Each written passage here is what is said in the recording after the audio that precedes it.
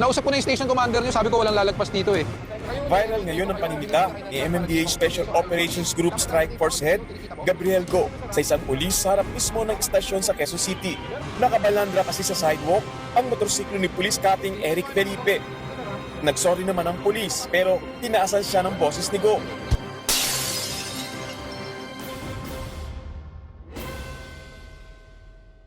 Guys, na namang video ang bibigyan natin ng reaction ngayong araw na to. By the way, ako nga pala si Kuya Frank, ang inyong vlogger for today, at iniimbitahan ko po sana kayong mag-like at mag-subscribe sa munting channel na to para sa mga maiinit na balita na lagi ko pong ihahatid sa inyo. So wag na po natin patagalin to, umpisa na natin, let's go! Ayan na yung linya nyo. Kinausap ko na yung station commander niyo, sabi ko walang lalagpas dito eh. Viral ngayon ang paninita ni MMDA Special Operations Group Strike Force Head Gabriel Go sa isang pulis sa harap mismo ng istasyon sa Quezon City.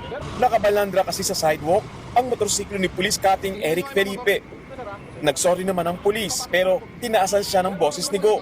Kayo, nire-respeto kayo, binibigyan kayo ng chance para di kayo makompromiso, ayaw niyo makinig. Tapos dadating tao, sasabihin ko, tinikita mo? Okay, pasensya na sir ha. Pasensya na po. Ipapasok ko na lang po. Pero Hindi mo muna yung ticket. Umani ng pambabatikos ang nag-viral na video. Maging si Senate Local Government Committee Chairman JB Ejercito, hindi rin ito nagustuhan. Ang punto ron, yung respeto, no? Hindi naman natin kinakailangan maging overbearing eh. Medyo sumusobra yata ang pumasok sa ulo, binigay na kapangyarihan. Alam mo, iba ang behavior ng tao kapag may camera talaga. So, dapat mag-vlogger na lang siya, hindi siya bagay dito sa trabaho nito. Ayon naman kay MMDA Chairman Don Artes, nire-resolve na nila ang insidente. Nakausap na rin daw nila si Senator Ejercito para klaruhin ang issue. Sinagot din ni Artes ang mga batiko sa MMDA kaugnay ng pag-rehire kay Go noong 2023 matapos nang magbitiw noong taong ding yon. Aniya, wala naman daw reklamo laban kay Go kaya walang dahilan para hindi siya tanggapin ulit. Sa kabila nito, nilinaw ni Artes na hindi nila kinukonsente ang ginawa ni Go. Kitang-kita naman sa video yung kawalang respeto nitong si Gabriel Go na MMDA chairman. Grabe, kahit ba naman yung mga police officer, tinalo niya pa. Wala man napakundangan, hindi man lang niya naisip na yung mga police na yan. Iyan din yung mga nagpoprotekta sa kanila kapag napapatrouble sila sa mga sanggano sa kalsada na kiniklearing nila. Etong mga to parang parang wala nang pinipili eh. Sana naman lang inisip man lang nila na itong mga pulis na to, binigyan na lang sana ng konsiderasyon. Lalo na naka-uniforme pa, tapos binidyohan pa nila. So ayun ang nakakaano doon, nakakadismaya doon. Kaya kung kayo, papansinin nyo, tama ba yung ginawa nito ni Gabriel Go na akala mo kung sino? Kasi kung papansinin nyo po yung mga vlog na pinapost nila dyan, na kapag nagki-clearing sila, parang wala man lang silang karespeto sa mga mamayang Pilipino na kung sitahin nila at kung nila, bakbakin nila yung mga bahay at ganun-ganun na lang. So, okay lang naman manita, okay lang naman mag-clearing. Kaya lang ang masaklap doon, grabe yung pamamahiya nila. Kahit sino naman ng tao, di ba? Pagka sinita ng gano'n, tapos pinagpagalitan harap-harapan na parang bata na alam mo nakagawa ng napakatinding kasalanan. Nakakahiya yung gano'n, di ba? Lalo na naka-police uniform pa yung sinita nila. Simpleng-simple lang naman, yung motor lang naman na nakausli lang ng kaunti dun sa kalsada. Tsaka sana hindi man lang niya iniisip na yung mga mga police personnel na yan, may mga higher ups pa yan na pwedeng makapuna doon sa ginawa nilang video na yun. At akalain mo, ginawa pa nilang hindi ginawa pa nilang pagkakitaan yung vlog na yun. Kasi okay lang di ba? Okay lang naman sana kung sinita hindi na sana nag-video. Pero may video pa, talagang nakakaya yun. Under data privacy, bawal po mag-video ng ganun-ganun na lang, na walang pahintulot ng taong bibidyohan. So kung di ako nagkakamali, 1 year to 7 years ang parusa nito. Plus may penalty po ito na 500,000 to 5 million para sa mga taong lalabag sa ganitong batas ng gobyerno. Hindi ko malaman kung ano ba talaga yung inaano nila. Kung gustong palabasin itong Gabriel Go na to, kung balak yata kung magpasikat at magkumandidato balang araw. At lahat na lang talaga, wala nang kinatatakutan, wala nang sinasanto Lahat ng madaanan niya talagang sisermonan niya at pagagalitan niya kaso nakahanap siya ng katapat, di ba? So yung sinasabi ko, lahat ng tao may katapat. Katunayan, naglabas na raw ang MMDA ng show cause order kay Go dahil sa nangyari. Sa huli, humingi na paumanhin ang MMDA. Nakikipag-ugnayan na rin sila sa PNP, NAPOLCOM at sa QCPD. At tiniyak na hindi makakaapekto ang anilay isolated incidents sa mabuting relasyon ng mga ahensya.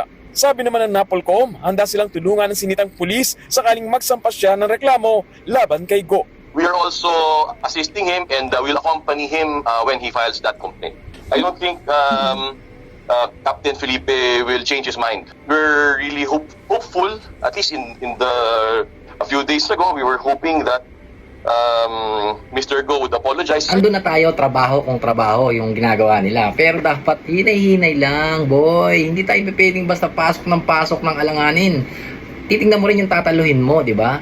So, kung nasa kalsada ka or sa kahit anong ano ka, tingin-tingin ka muna sa paligid mo. Baka may mga sniper dyan na bigla ka na lang babanatan, di ba?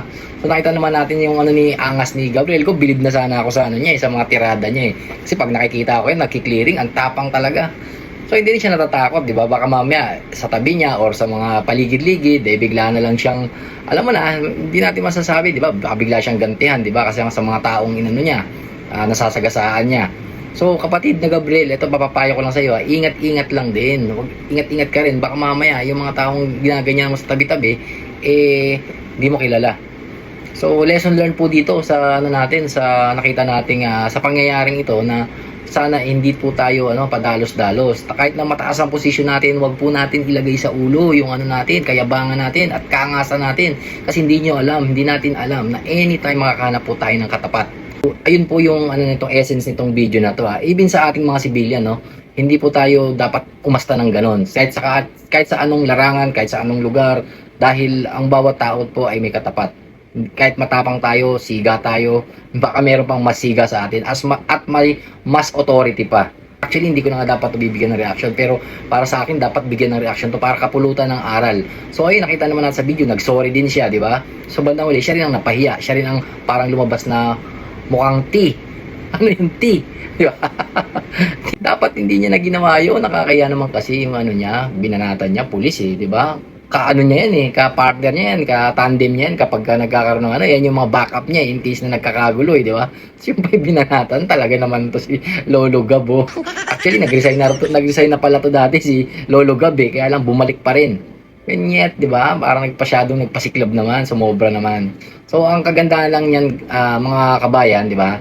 At least mapagpakumbaba naman to si Ginoong Gabriel Gab at inamin niya ang kanyang pagkakamali, nag-sorry siya sa nagawa niya. Dahil kung hindi ko alam kung anong mangyayari. Kung tutuloy pa ng Napolcom yung director ng PNP yung pagsampa ng kaso sa kanya. Kasi mabigat libelous yung ginawa niya at masyadong mapanira. At the same time, under ng data privacy pumasok ang kaso niya dahil nga wala siyang paintulot ng nag-video-video. Hindi ko alam, pati yung vlogger siguro dito sabit din dahil sa ginawa nila. Huwag niyo po yung mga susunod na video natin sa mga susunod na araw. Huwag niyo po kalimutang mag-like at mag-subscribe. Hanggang dito na lang po. Ito po si Kuya Frank. Bye-bye!